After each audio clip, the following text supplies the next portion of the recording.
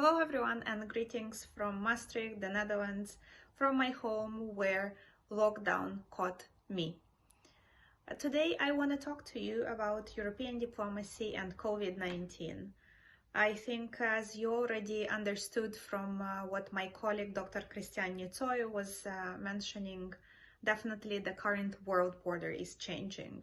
From the beginning of this lockdown, I was following the news on a daily basis to observe and to reflect on European diplomacy, how it is changing or not, what are the challenges, what is being affected. Yes, I'm talking about the European Union, the political entity from which currently United Kingdom is getting a divorce from. Yet, nonetheless, I think Brexit is definitely showing some vulnerabilities that the European Union has as a foreign policy actor, as a diplomatic actor, but so does this pandemic. We see vulnerability of interconnected states because we have 27 member states, and we see a crossroad that all of them find themselves at, together with the European institutions in Brussels and Strasbourg. On one direction, you will see that it's definitely solidarity efforts. And another direction is that of national interest. First, the European Union was taken by surprise.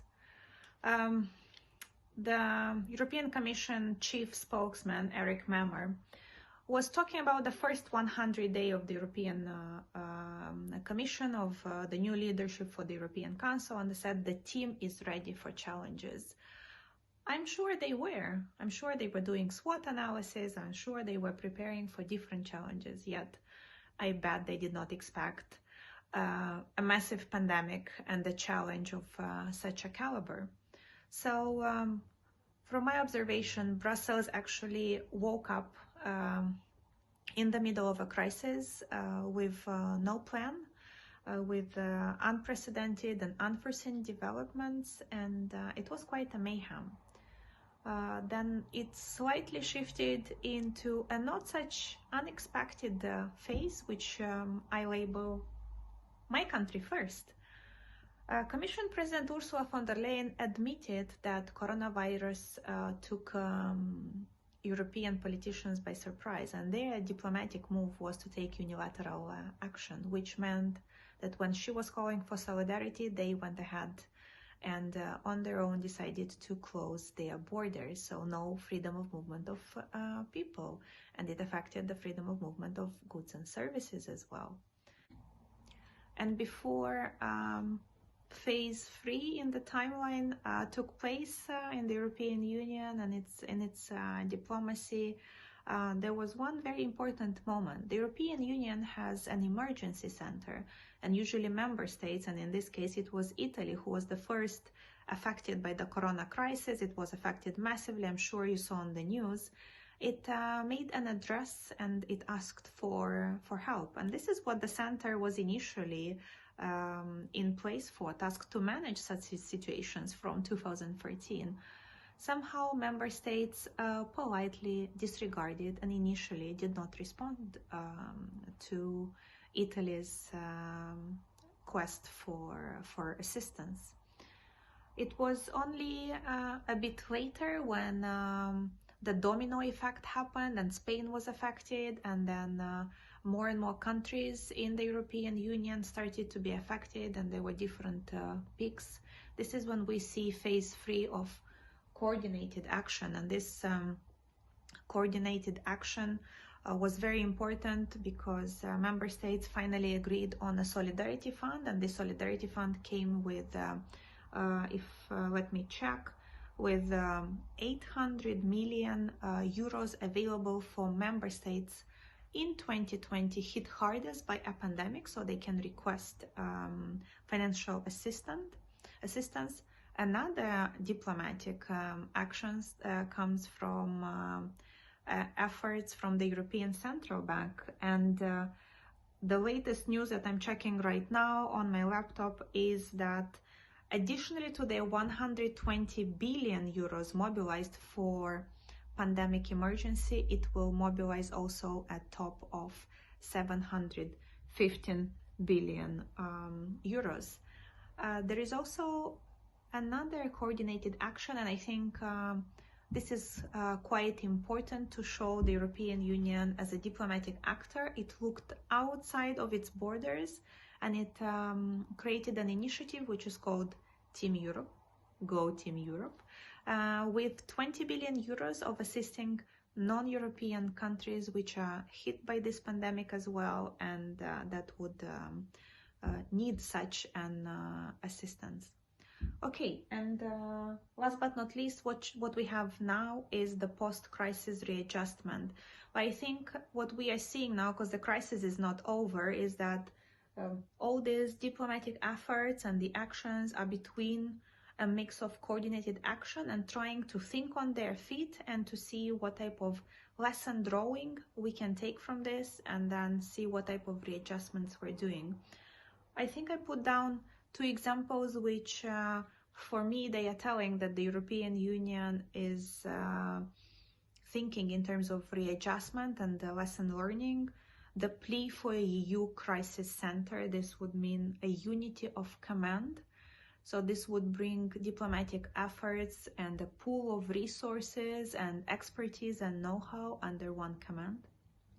And I think the second one was surprising, but I was very happy to hear this initiative for an unemployment insurance scheme, which is coming from President Ursula von der Leyen. Well, I would not want to leave you with a gloomy reflection that European diplomacy is doomed. It is not. I was just putting an emphasis on the challenges that the European diplomacy has, and on some cracks that it historically needs to deal with. So let's look forward in a more positive way. In my timeline, the phase 3 and 4, which we can look at now, is this coordinated action intersecting post-crisis readjustment. So it is time that member states learn from this crisis, a crisis which was not a war, but which put all of its citizens in house arrest, so to speak. So I think this is exactly the time for multilateral diplomacy to thrive. This is exactly the time when burden sharing and pooling of resources should be at the core of European diplomacy. And I think that one way forward definitely is via science diplomacy. I was looking at some of policy think tanks which were sharing a similar idea, saying that it is time for evidence-based policy making within the European Union. Emphasis should be put on experts, on their know-how, and it seems like science diplomacy is something that hasn't been a priority for the European Union. So an initiative such as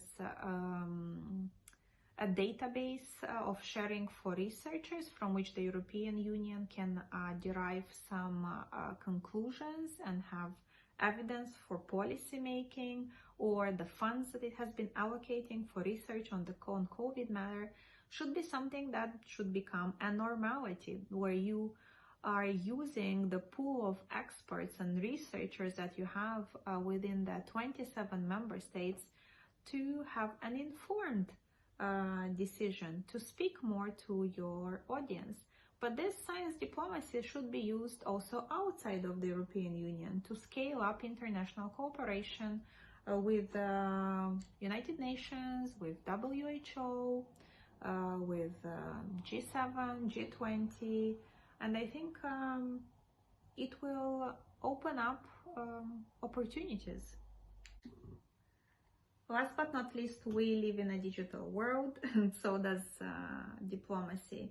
In its origin and in its effect, some experts extend the argument that this pandemic happened in a digital world.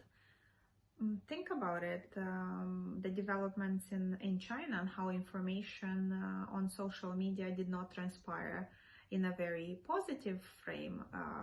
It was delayed to arrive to WHO, even some would argue. The way we have transferred in Europe on our efforts on countering fake news when it came to COVID-19. And the way we're using artificial intelligence and big data analysis is all very valuable instruments, and instruments which are useful for diplomacy. Well, and this reminded me of the book that we read, The Naked Diplomat by Tom Fletcher, for our course Arts of Governance. So this is going to be, if you wish, my bedtime story for today. So I'm on chapter 7, reviewing it again. And I think this will still stay true until diplomacy picks up on this, that the old diplomacy was based on the creation of confidence, the acquisition of credit. And the old currency has definitely been withdrawn. We are now dealing with the new coinage, and let there be no doubt, as Tom says, the coinage of global politics, the coinage of diplomacy is now digital. Well, these are my lessons, and this is my way of looking forward for European diplomacy. I'm curious to know, how do you interpret what 27 member states have done, what the European institutions have done, the developments, the diplomatic practices, and what are some of the lessons that you are drawing from this, and what would your recommendations be for European leadership?